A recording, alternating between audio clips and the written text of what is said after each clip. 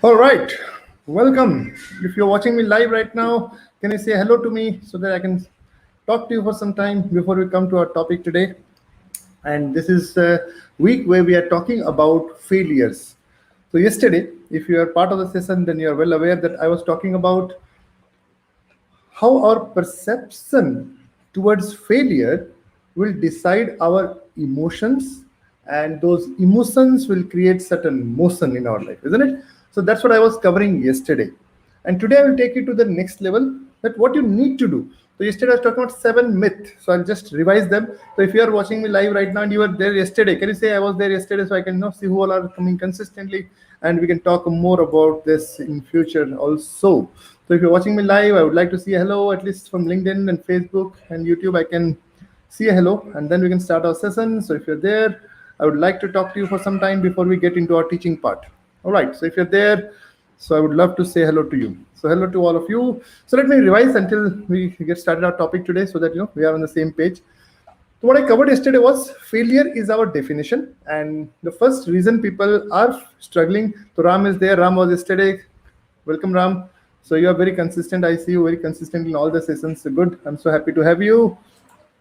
All right. Anybody else? Avinash, how is there? Avinash, how are you? Doing good. So happy to see you. That's nice. Very, very nice to see you all. Anybody else on live? I can see more.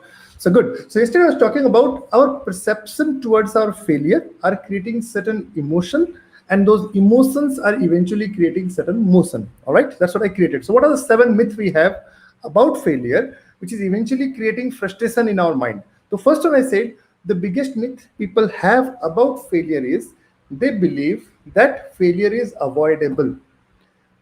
Due to that, they want to escape from failure. So anytime they get into the first step of failure, they find it difficult and they quit. And that's the reason in sales profession, typically they say, right, the first, most of the people in direct sales or any sales, they get into it and 70% people quit by just listening the first 5 rejections, because they take rejections personally. So the basic formula is, don't think that failure is avoidable. The only way life runs is by failing. That's the first myth I covered yesterday. Then what I said, failure is not an event. If you failed on certain thing, what it means is you have followed a process. If somebody is obese or somebody is overweight, that means he has not taken care of his food habits for a long period of time. That is the reason he has increased the weight. If somebody is flunked in some exam, that doesn't mean it was that one day where he failed in the exam. That means for the whole semester he did not prepare well. That is what it means. So that's what I covered. So it is not an event, it is a process. So this is second myth we covered yesterday. So if you have not gone through it, it is available in YouTube. So you can go through it, and in LinkedIn post, if you can search, it will be available in the last 24 hours. And by next week, I'll be removing this, so complete it before that. Third one, I said failure is not objective, it is subjective. It is you who give a meaning to a failure. Now, let's say you failed on something. Meaning is decided by you. So when I failed in my first semester, or when I dropped out from my college, the meaning was given by me. Irrespective of what people say to me about failure, it is me who is creating a meaning for that. Isn't it true? If that is the case, then once you understand this, it becomes very easy for you to handle failure. Third thing I said, failure is not a curse. Okay. I mean, people treat it like it's a curse, so they just want to avoid it. They get into depression mode. When I am bad, they get into self-pity mode. These all are negative symptoms. This becomes a bottleneck for our growth. So we have to take it as a blessing, not as a curse. So I always train my team. Those who are in sales training, whenever I do, I say them, let's go for 100 rejections this week. How about this? If you face 100 rejections, you will end up fulfilling your sales quota, until or unless you're in a pathetic in people's skill. If you're not pathetic, then at least your sales quota will be done. Then people think failure is reversible. So it is irreversible or reversible is decided by you. So they think failure is irreversible. They feel failure is like cast and concrete on a stone. No, it is not like that. You can always reverse your failure. Actually, you can, the line which is there, right? The failure is a stepping stone of success is only meant for those people who believe that they can reverse their failure. So that's another myth I covered yesterday. And then I said failure is not a stigma. It's okay if you fail, you don't have to hide it. I always talk about my failures. Trust me, I always talk, because that is the only way people can connect me. If I talk about my success, it will look arrogance, isn't it? So the only way people connect with you is when they know that you are also like them who has failed in life. So don't worry. In fact, parenting will tell you the only way you can mentor your kids is by talking about your failures, not at the young age for sure, when they become teenager. That point in time, if you talk about your success, that I am a big shot person, I have done this thing, you are doing nothing in your life, you are a junk fellow. Trust me, you will create enemy out of your kids. That point in time, the way you'll mentor them is you'll say them, man, you know what? In childhood, I was also studying like you. I remember this, and we have this sort of deep discussion with my son. My son is right now 11-year-old. I many times sit with him and have those discussions. And trust me, during that period of time, my son connect with me. He start finding to talk to me comfortably. Very important. So that it's not a stigma. So talk about it. It's okay. I mean, typically the failures which you have overcome will become your stories, which people will like. Trust on me. So don't worry about it. It's okay to fail. Take it, with pride. And the last thing which I covered yesterday was people think failure is final and they quit on it, and that is not. And that's one of the worst thing you can ever do. After failing, if you're quitting, you lost the moral of the story. So this is what I covered yesterday. Now let me take you from there. What is actually today I'm telling you the difference between failing versus failure. So again, I have found 7 simple points for you to cover, and I'll take them one at a time. The first thing, those who will failing versus failure. Let's understand this two simple difference. Failing, and successful versus failing, and a failure. Who will decide that? You will decide that. I will decide that. Nobody else can decide it on our behalf. That means the first thing we have to do is the people who actually succeed are the group of people who reject the rejection. Let me take it like this. When I left IIT campus in 2006, somewhere market was down. Okay. And I prepared for a lot of interviews. I remember, I mean, my CGPA was also not that good. I was in 6 CGPA, and IIT is considered as a curse. And I'm fine. Today I can tell you with pride that my CGPA is 6, and it's okay because I eventually figured out how to become successful. So there was a journey into it. But I'll tell you what happened at that point in time. I gave interview of IBM, couldn't select.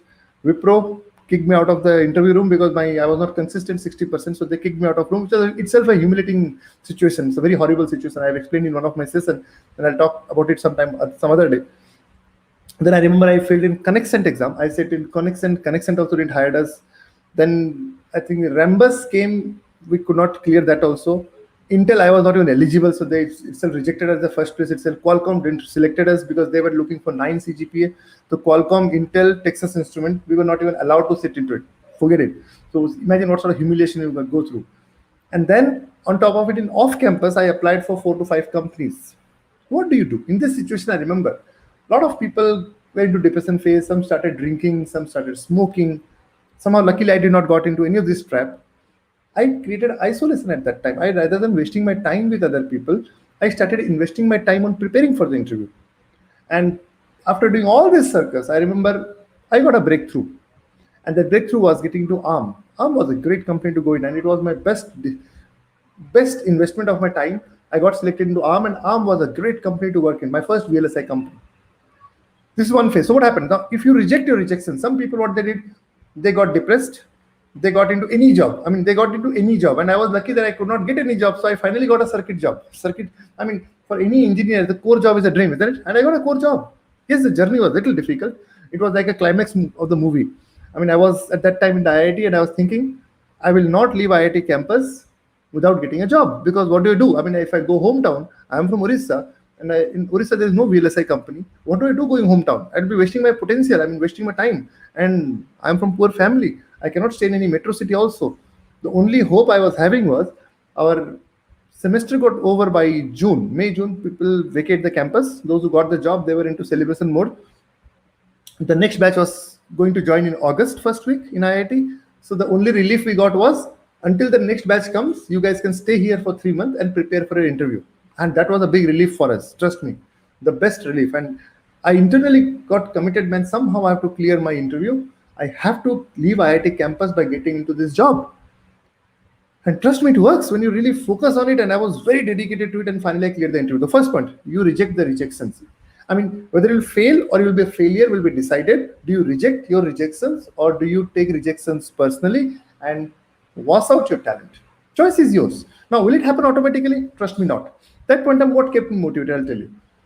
First, I was reading some Vivekananda books. I mean, somehow in Orissa, Advaita Ashram is quite popular in Orissa and Bengal side. So I was luckily I had a set of Vivekananda's book. That time it was like work of Swami Vivekananda.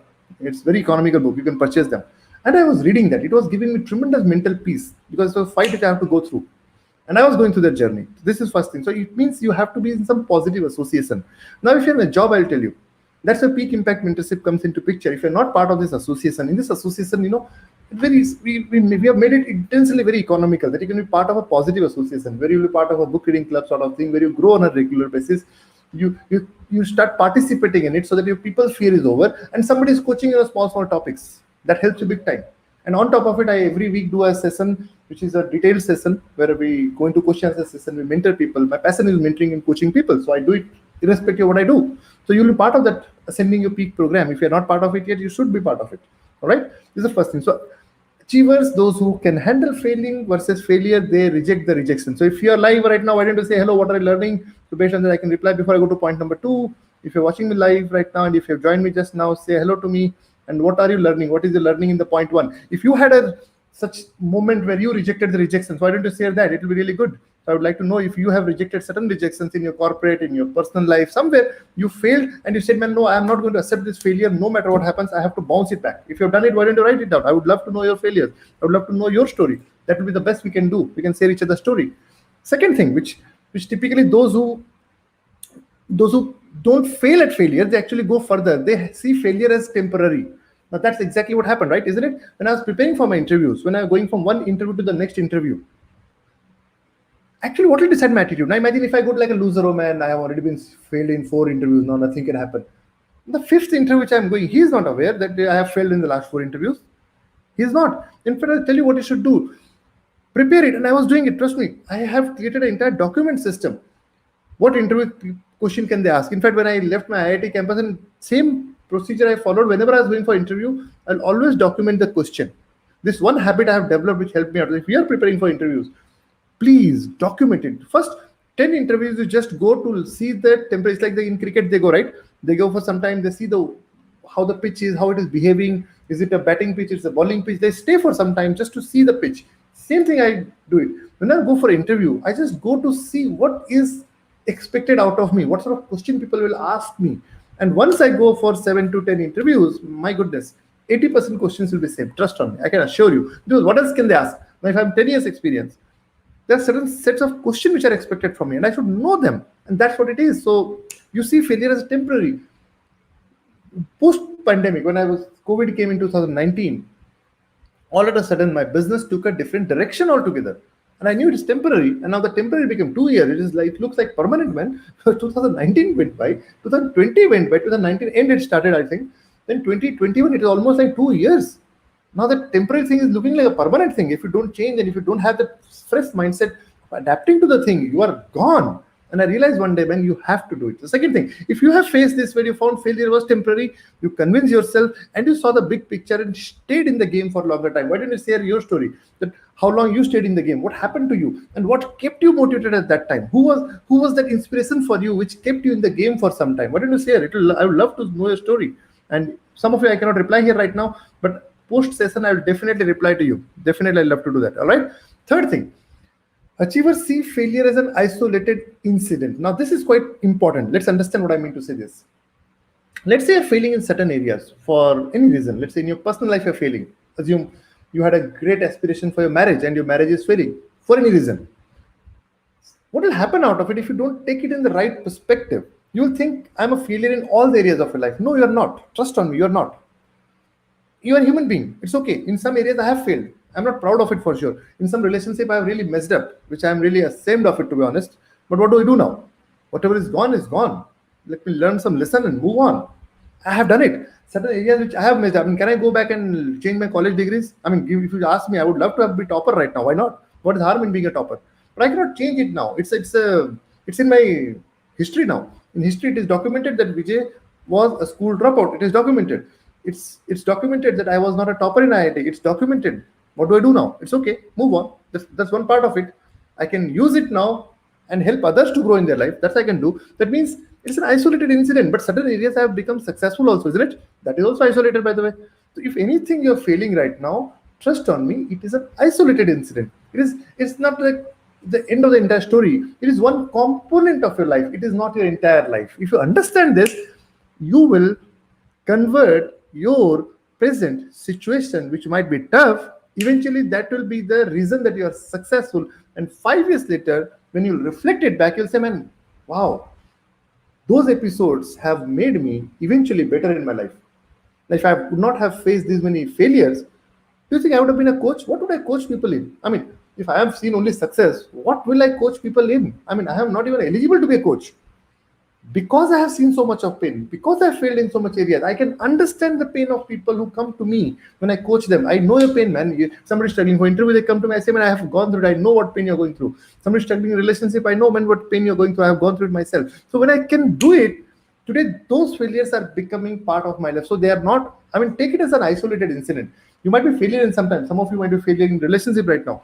Some of you might be failing in your career temporarily for right now. That doesn't mean you are completely failure. You are successful in some areas. Amit is saying little slow. Good, thanks for reminding Amit. I'll go a little slow for sure. So these are part of life. So till now I've covered three reasons. Number one, that those who do not get stuck with failures, they reject the rejection. Point number one I covered. And then I gave a couple of examples. Then I said that failures are temporary. They're not permanent. It's nobody will be failure completely. Just like there are days and nights, there will be an episode in your life where you will fail, and there will be certain episodes in your life where you will succeed. Neither success is permanent, neither failures are permanent. So both are temporary. Let's understand it. Third point which I covered, that these are all isolated incidents. What I mean to say, you might be a failure right now in some areas of your life. That do not mean that you are failure in all the areas of your life. You might be failure in health right now, you might be failure in your relationship right now, you might be failure in your career right now. Eventually, it is up to you that do you want to stay in that area life now, or do you want to work on it? These are all isolated. They're not permanent. This is not a complete life story. Then, fourth one is quite interesting. Achievers keep expectation realistic. Now, what does that mean? I train a lot of youngsters, okay, and they come to me with some expectation which I know they will fail for sure. They come with me in 2 months, I'll do it. In 1 month, I'll do it. They want result now. People have this microwave mentality right now. Okay, 30 seconds, the tea is done. 5 minutes, rice is done. I mean, we have this microwave mentality. John Maxwell always says this, right? Success and leadership are done in crock pots, crack pots, they say. Slowly, slowly it will be done. You have to go slowly. It's like barbecue. You have to slowly have patience with them. If you are in a hurry, I can assure you, there is no way you can succeed. No way. That means your expectation has to be realistic. What realistic expectation can you have? Now, there's a thin line, okay? Realistic expectation versus pessimism. Big difference. Take an example. When I started my venture, in 2008, I started my entrepreneurship journey along with my job. And I thought, to be honest, in 2 years I'll be rich enough and I'll quit my job. But that was foolishness, to be honest. It was an unrealistic expectation. The reason being, a 10-hour job, the salary which I'm getting from there, how can I justify a part-time business giving me 2 years income? Was it not an unrealistic expectation? But that was my interest, to be honest. That was my expectation. I started working on my business, my coaching business. I started doing, and nothing happened. Actually, I could not make even 20,000 per month after 2 years of hard work. So internally, I felt I should quit. I mean, I probably am not meant for it. Probably this will not happen. Probably that will not happen. All these thoughts were coming. But with God's blessing, I was connected with some positive associations. I had mentors in my life. One lesson I have learned in my life is stay associated with right kind of people who are moving somewhere, people who are growing. Be connected with them even if you have to pay money to them, because they're not going to meet you free of cost. And with God's blessing, I was connected with some education association who were mentoring me, who were coaching me, and I was paying good amount of money to them. That kept me in the game for some time. So my expectation was 2 years. Eventually, I was able to come out of job in 6 years. I was able to come out of my job in 2014. That means 2 years I was expecting, 6 years it happened. Let me give you another example. The project which you want to execute, check it out. Any project you want to execute, the deadline which you are setting and the final accomplishment which will happen will have a time gap. For sure, it will have a time gap. Trust on me. Same thing happens. You want to purchase a house right now. You might have a budget of 75 lakh rupee or 1 crore rupees, by the time you will eventually possess the house and get into that house, I can assure you, you will end up spending 30 to 40% more than your final expected target. That means whatever you set, have a realistic expectation of 30 to 40% of delay, 30 to 40% of extra time, extra money, extra effort.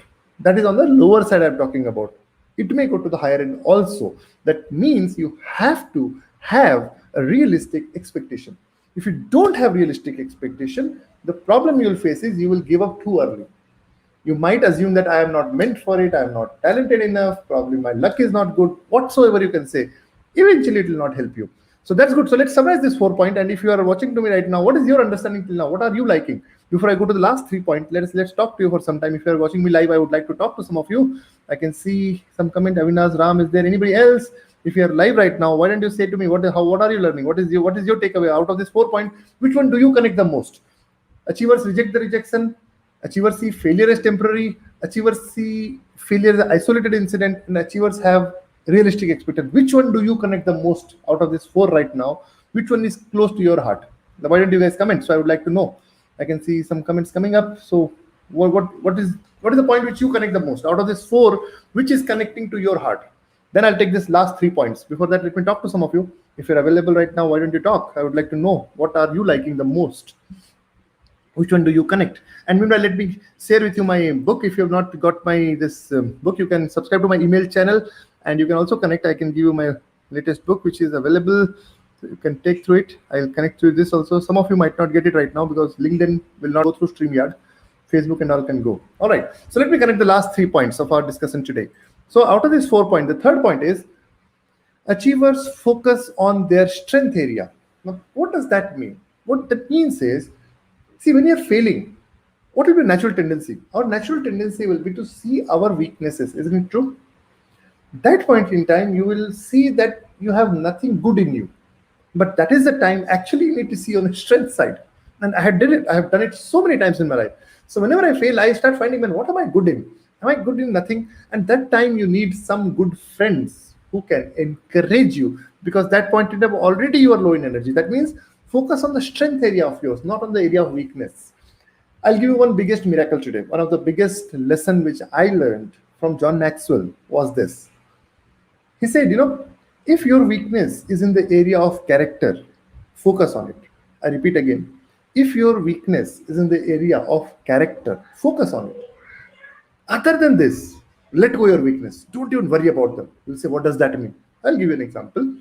So when I was in VLSI industry, coding was part of my job, but that was not my strength area, because Perl scripting is expected from anybody who's working in VLSI industry. We do a lot of files. I mean, there are millions and millions of data coming up, and you cannot do it manually. Impossible. So you have to be good in coding. You have to be good in cell scripting, be good in Perl scripting, something like that. But somewhere I was not excited about it. I was not excited about coding. I was not excited about too many things in this. So I was not able to connect. That was not my strength area. What was my strength area? My strength area was what I'm doing right now. So I focused on my strength area. Okay, let me talk about in home front. If I talk about my strength area is not organizing things. I'm not good in this area at all. I'll be the pathetic organizer person. I cannot do that.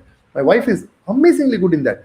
If, let's say, any team building event has to be done, Gitika is amazingly good in this area, whereas I am miserable in this area. What should I do now? Man, find it out and give it to somebody. Finance area, I'm not good in understanding finances. I am not good in understanding those numbers.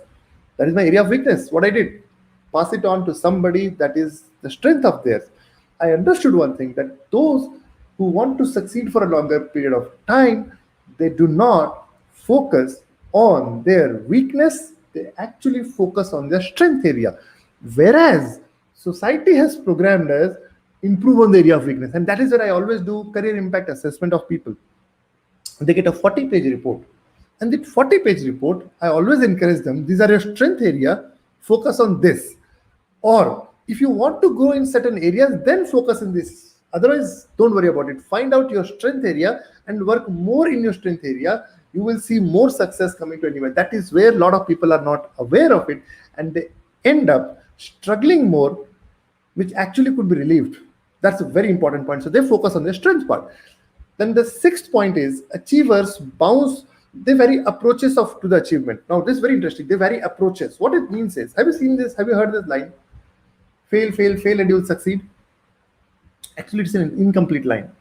If you keep on failing, failing, failing, failing, failing, you will actually become great at failing, not at succeeding. What it means is you have to vary your approach. So you fail, take feedback from somebody who can monitor you, who can coach you. It's like that's why all the sports guys have coaches with them. What they do, the coach come and sees it. Okay, man, you have to change your batting style. You have to change your swing. You have to do this. That's what the person sees, and exactly that is what you have to do. So you have to have a coach with you who can say, okay, try this for 1 month and let me know what happened. That's what I do. My coach Paul Martinelli, you know what he does? Every month we meet up and I go with him and he will see, okay, Vijay, this is going good. I think this area you need to improve. You have to focus in this area more. It seems you're not investing your time in this area. It seems you're not investing your money in this area. This should be your area of focus. Okay, that's good. That's good. So it means try an approach, see somebody, if somebody is having knowledge in that area, take their feedback, vary the approach, again experiment, again vary the approach, again experiment, again vary the approach. Some people are very rigid. They just want to stick to that approach. I always tell them one thing. Be focused on the end goal, but be very flexible towards the approaches, because the approaches can vary, because that is how we learn. So 6th point is achievers vary approaches to the achievement. And the last point which I want to cover today, this is the best. Achievers bounce back. I can assure you, and I created a 10,000 hour rule is created by Malcolm Gladwell. I created a rule of 10-year failure rule. And when I was in IIT, I used to say that, you have to fail for 10 years. There's no other option you can succeed without failing for 10 years. If you don't believe what I'm saying, check it out. Amitabh Bachchan, successful person. He has failed in between for 4-5 years. There was time when obviously he started slow in his career. Then in between he achieved the peak of his career. Then in between he got into some Bofor scam and something like that happened. And then somewhere his downturn happened. And that time he was creating movies like Mard, and his movie was Jadugar, and all those movies came. He was into the slum period of his life. That time he started ABCL. That also failed. Almost everything failed for him. That was almost 8+ years of failing. And he was one of them who actually bounced back. He came back with a new avatar. And he's still there into Bollywood, still equally glamour. Check it out. Same thing I think happened with Rahul Dravid once in cricket time. When he was like considered, when he's a very slow batsman, he cannot succeed. Then he has to go back again and he has to come back. And that time he created his brand and became the wall of India. The other time, Sachin Tendulkar faced it. He was successful. He went to the peak of his career. Then somewhere out of the form for some years, he was like, people started commenting him that you should let go cricket, your time is over. But he's still there. So that is the most important trait of an achiever, they bounce back. So let's recap what I covered today. So I started with a very simple thing that achievers have these 7 traits. First, they reject rejections. You cannot take rejections personally. If you take rejections personally, there is no way you can actually succeed. So that's the first trait they have. They reject the rejection part. Second thing is, they see failure as temporary. Why temporary? Because just like there are days and nights, there are failures and success. It doesn't matter. Neither success is permanent, neither failure is permanent. All right. So I can give one interesting line, which is one of my favorite, taken from John Maxwell. The line is, yesterday ended last night. I repeat again. Yesterday ended last night. What it means is, if yesterday you were a failure, it's over now. Forget it. You can be successful today. If yesterday you were mega successful, congratulations. Don't bask on the glory much. Come back to the work. Let's work together now more. Let's become more successful than what you are already. All right. So that means they understand that failure is temporary. Second point, I covered this today. Third point, which I said is, achievers see failure as an isolated incident. It is not that they are a complete part of it. Everybody has a component of their life which they are struggling right now. And I think that is good. Otherwise, there is no reason that human beings should be alive. If everything is going smooth for you, that means you have lost charm in your life. There's no more excitement. You trust on me. You'll be happy only for a smaller period of time. Until there is nothing to excite you anymore, there's nothing challenging anymore. I don't think your human spirit will be excited. Because human spirit need that. Though on one side we need satisfaction, on one side we need convenience, on another side human being is looking for variation, some challenges, some excitement. And that is where this is the game, So you have to be part of that game. Then achievers have realistic expectation. As I told you, right? Whatever you plan, 20 to 30% more time will be given, more money will go, all the things. That means you have to have a realistic expectation. Then the fifth point I covered was achievers focus on their strength area, not on the area of weakness. The only weakness which you have to focus on is the area of character. Otherwise, you don't have to worry about any of your weakness. Move on from that. Character is the only issue which you should worry about, because that will tarnish your entire business, entire career. Then achievers vary the approaches to the achievement. What it means is, if you're failing, that's no harm in it, but take feedback, vary the approach. Don't be rigid towards the approach part. Approach, be very flexible. End goal, be very particular. That way you will never miss your targets in your life, because you know, man, approaches can be changed. I might have thought this approach will work, then suddenly you see parameter changed. Change your approach, it's okay, but don't change the goal. Okay, stay with the goal. Then last point which I covered was achievers bounce back. So if you're available right now, I would like to see your comments. What was your experience and what was your learning? Sanjeev is telling ready to accept 30% extra time needed. Wow, Sanjeev, I'm so happy to hear this. That's great. Be part of this. You'll see more and more. Anybody else, if you are there, anything which you like today in this session, something which you'd like to share before I just wind out, I would like to know some of your comments. So I'll just write up the session. I'll post my book which I have launched recently, 4 accelerators of growth, that can be really good for you. If you have not downloaded that yet, you can download it. And if you have not subscribed to my email list, you can subscribe. I weekly basis I send 3 to 4 emails on some topic which I'm doing research right now. I keep doing research, and you can be part of that research for me if you want. You can be part of my mailing list, where I send small mails which can help you to grow in your career, in your profession, wherever you are right now. So it was great talking to you. And if you're watching to me after this on a recording version, drop by your message, drop by what you learned, what did you like the most, and which point out of the 7 which connected to your heart. I would like to know that. And it was great talking to all of you. Tomorrow same time, 9 p.m, we'll take it to the next level of failure, and let's wipe out this failure problem by this Friday. Today is Tuesday. Tomorrow I'll come up same at 9 p.m, and I'll talk about this little bit more to the next step. It was great talking to all of you. Until then, goodbye.